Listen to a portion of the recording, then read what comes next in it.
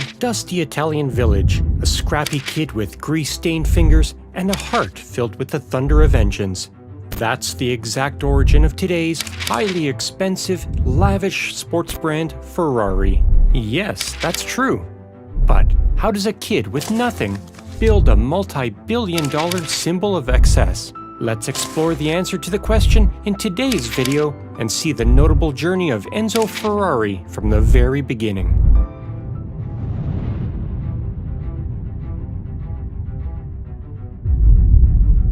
In the early 1900s, cars were still a relatively new phenomenon, especially in rural areas where sightings of automobiles were rare.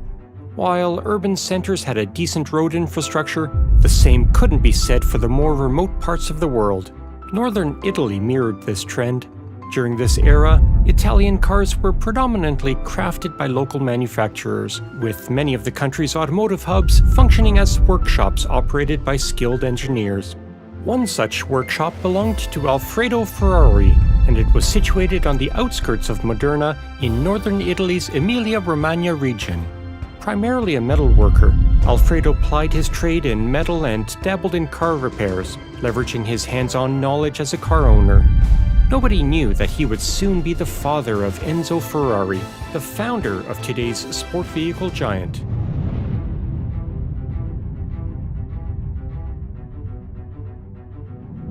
Enzo Ferrari entered this world on February 18, 1898, in Modena, Italy. Interestingly, his birth story adds a touch of drama. He was born amidst a heavy snowstorm. His father couldn't report it right away, and official records note 20th February as his birthday. However, Enzo's birth certificate indicates 20th February 1898, with the registration occurring on 24th of February, as the midwife Jacqueline D'Amico reported. Eddie Ferrari was born to Alfredo Ferrari and Adalgisa Bisbini. He had a brother named Alfredo Jr., who was nicknamed Dino. Enzo's dad, Alfredo Jr., started a workshop at the family home for making metal items. Enzo didn't go to school much as a child, but his life changed when he was 10 years old and he saw Felice Nazzaro win at the 1908 Circuito di Bologna. It made him want to be a race car driver. There were some challenging parts of Enzo's journey. While in the army, he was in the 3rd Mountain Artillery Regiment. He lost both his father and older brother to the Italian flu in 1916, making it a tragedy. During the 1918 flu pandemic, Enzo got very sick, leading him to be kicked out of the Italian army.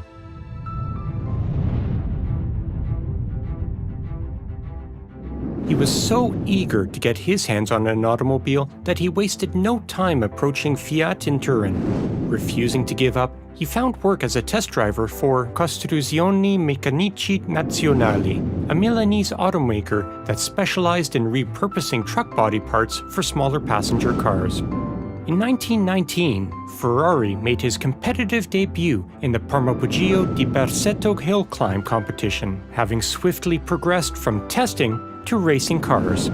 He proved his strength behind a 2.3-liter, 4-cylinder CMN 1520 with his 4th place finish. A turning point came in 1920, when Ferrari became an integral component of Alfa Romeo's racing department, firmly establishing himself as a driver. He had a significant change in his racing career in 1923 when he won the Circuito del Savio in Ravenente against all odds. It earned him praise from fans like Count Enrico Baracca. Enzo went to the Count's house and heard about Francesco Baracca, Italy's best fighter ace in World War I, who had the Cavallino Rampante emblem, a black horse prancing on a white background. The Countess was so impressed by Enzo's skills that she gave him her son's emblem. It is where the famous Ferrari sign got its start. He reached the pinnacle of his racing career with 3 victories in 1924, at Ravenna, Polesine, and Peschiera's Coppa Arcebo. Even with all of these victories, Ferrari was nonetheless saddened by the untimely deaths of fellow racers Ugo Sivocci and Antonio Ascari. He then turned his attention to overseeing and improving the factory race cars produced by Alfa Romeo. He kept doing well in racing, which led him to start Scuderia Ferrari in 1929. For 10 years, his team was Alfa Romeo's racing division. It became a powerhouse with great drivers like Tazio Nuvolari and Giuseppe Campari. The team won essential races like the Targa Florio, the Le Mans 24 Hours, and many Grand Prix thanks to Enzo's sharp eye for ability.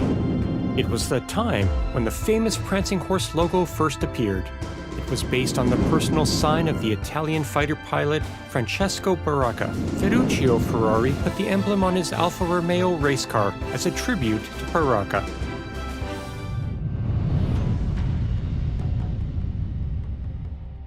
When Ferrari teamed up with Alfa Romeo, their racing team, Scuderia Ferrari, had some early success. However, Alfa Romeo withdrew their support in 1933 due to financial problems. Later, with Pirelli's involvement, they reinstated it. Despite the tough Scuderian drivers, the team faced formidable opponents like Auto Union and Mercedes. However, a notable victory came in 1935 when Tazio Nuvolari beat Rudolf Caracciola and Bernd Rosemeyer to win the German Grand Prix. When Scuderia Ferrari disbanded in 1937, Ferrari returned to racing for Alfa, this time as Alfa Corse. Even though Ferrari remained on as sporting director, Alfa Romeo opted to disband Scuderia Ferrari in 1938 so they could form their squad. After Enzo Ferrari took over as manager of the new team in 1939, the two separated ways to develop Auto Avio Costruzioni. Ferrari has agreed to refrain from racing alongside Alfa Romeo's squad for the next 4 years in exchange for a vital severance payment. Two Ferraris, ran by Alberto Ascari and Lotario Rangoni, made it to the 1940 Mille Miglia despite a contractual restriction that prohibited him from participating in either racing or car design. Despite restrictions, Enzo attempted to design his race car, the AAC 815, producing 2 cars within 4 months. One still survives and is part of the Regini collection, housed in a 15th century castle near Modena. During the war, Mussolini's fascist government used Ferrari's plant to make weapons for the war, but challenges continued when Allied bombings hit Ferrari's factory. Yet, by 1946, he had it up and running again. Ferrari moved to Maranello. He started making automobiles with his name. In 1947, Ferrari introduced the Ferrari 125S, the inaugural car bearing the Ferrari name. Diverging from the Fiat-designed 8-cylinder engine in the 815, Enzo's team crafted a V-shaped engine with 6 cylinders on each side, the iconic V12, a staple of Ferrari models post-World War II. In 1948, his team raced its first open-wheel race in Turin. By the end of the year, they had won their first race at Lago di Garda. But the real step forward came at the 24-hour of Le Mans in 1949. The winning car was a Ferrari 166mm, driven by Luigi Chinetti and Peter Mitchell-Thompson. It was a big win for the young team. When Ferrari joined the Drivers' World Championship in 1950, they became the only team to have been part of it continuously since the beginning. In 1951, José Froilán González won Ferrari's first World Championship Grand Prix at Silverstone. It was the turning point. According to legend, Enzo Ferrari cried joyfully when he beat the powerful Alfetta 159. 2 more titles followed this win in 1952 and 1953, both driven by Alberto Ascari. When Ferrari tried racing in the Indianapolis 500 for the first time in 1953, they lost when Ascari's car crashed during the race. Despite this, Ferrari's dedication to several racing events, such as the Mille Miglia and the Le Mans, led to more fame and wins. During the 1957 Mille Miglia, however, tragedy struck when Alfonso de Bortago's Ferrari 335S crashed into a crowd, killing many. Engelbert, the tire manufacturer, and Enzo's Ferrari were both charged with the killing. The case ended in 1961. Ferrari didn't like how Italian press covered racing, so they helped start a new magazine called Autosprint in 1961. For a few years, he usually wrote for the magazine. Among Ferrari's many impressive wins were the 9 Le Mans, including an unheard-of 6 straight wins from 1960 to 1965. During the 1950s and 1960s, drivers like Juan Manuel Fangio, Mike Hawthorne, and Phil Hill made Ferrari the best team in Formula One. With these wins, Ferrari established its reputation as a global leader in motorsports.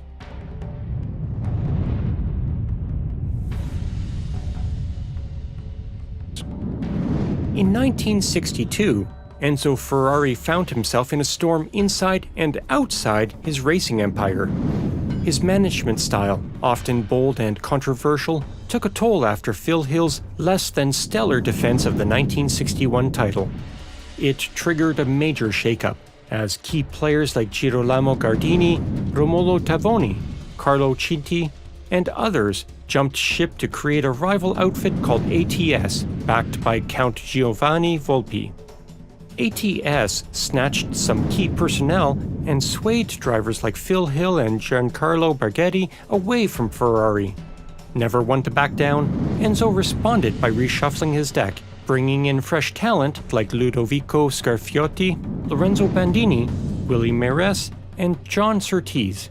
This period, known as the Great Walkout, coincided with the uncertain development of a new 250-based model, adding a layer of complexity to Ferrari's racing future. Despite the challenges, Ferrari's strategic moves paid off. The mid-engined Dino racers laid the foundation for the formidable 250P, and in 1964, John Surtees clinched the world title after an intense battle. The Dino cars found eager buyers, and upcoming models like the 275 and Daytona signaled a promising road ahead. In stark contrast, ATS struggled in the Formula One circuit in 1963, retiring 4 times in 5 races. Financial strains ultimately led to ATS folding at the close of the year. This divergence highlighted Ferrari's resilience and adaptability, turning adversity into triumph. In a revealing 1998 interview, Romolo Tavoni shared insights into the departure of senior figures from Ferrari. It wasn't a voluntary exit. A disagreement over the role of Tavoni's wife in the company led to their removal. Tavoni acknowledges the mistake of resorting to legal channels instead of open discussions. Having already lined up successors, Ferrari convened a meeting to terminate their roles.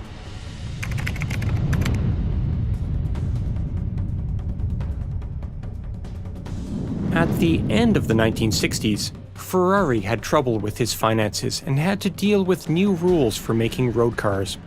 Competition in multiple categories, while meeting strict safety and pollution standards, further complicated matters. In 1969, Ferrari sold 50% of his company to Fiat SPA to save it. The deal ensured that Ferrari kept control of racing operations and that Fiat would provide financial support until he died. In a strange turn of events, Ferrari had offered Ford $18 million to buy it out in 1963. But talks broke down when Ferrari insisted on keeping control of the race department on its own. Fiat had a small stake in the company in 1965. In 1969, it grew to 50%, and by 1988, it had grown to 90%. After the deal with Fiat, Ferrari gave up his job as managing head of the road car division in 1971. Luca Cordero Montezemolo took charge in 1974, steering the team through successful years with notable achievements.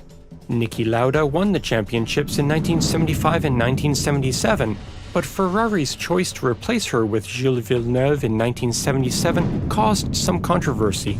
The fiery style of Villeneuve, which reminded Ferrari of Tazio Nuvolari, turned them over.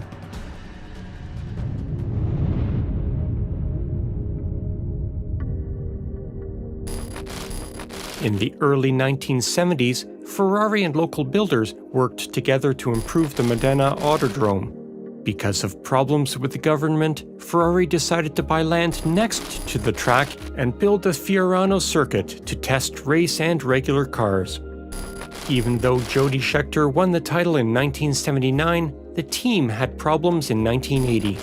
When Ferrari switched to turbo engines in 1981, The 126C2 showed promise by 1982. Sadly, Gilles Villeneuve's death in an accident in May 1982 cast a shadow. During the 1982 season, Didier Pironi had a crash that ended his career. That year, though, the team won the Constructors' Championship.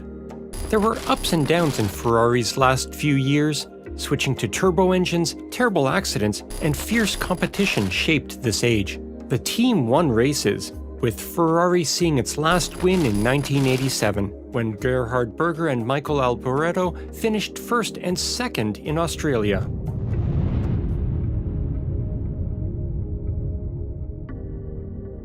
Enzo Ferrari passed away on August 14, 1988, in Maranello at the age of 90, succumbing to leukemia. He expressed his desire for discreet passing, requesting that the media report his death only on August 16th, after his private burial on August 15th. Early in the season, Ferrari beat McLaren to win the Italian Grand Prix, which was held soon after Ferrari's death. After Ferrari, Scuderia Ferrari continued to do well, winning the Constructors' Championship from 1999 to 2004, and again in 2007 and 2008. From 2000 to 2004, Michael Schumacher won the World Drivers' Championship. Raikkonen won the title. As long as the Scuderia Ferrari team wins races, Ferrari's legacy goes on. Does the story inspire you? What lessons did you learn from it? Let us know in the comments section, and don't forget to subscribe. See ya!